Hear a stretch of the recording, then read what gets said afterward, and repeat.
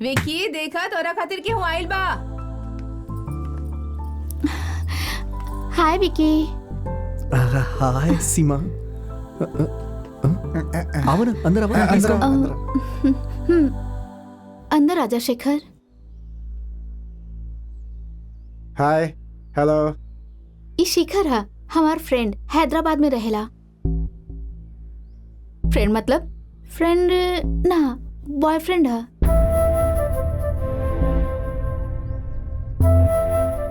अरे अरे तू हमनी के गलत मत समझा, हमनी दोनों लोग शादी करब।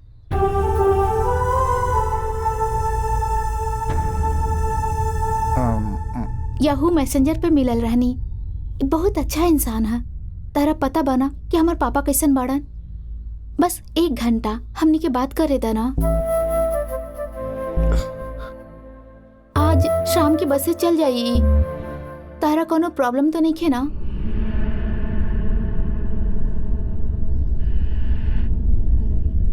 हाँ ओके, नो प्रॉब्लम।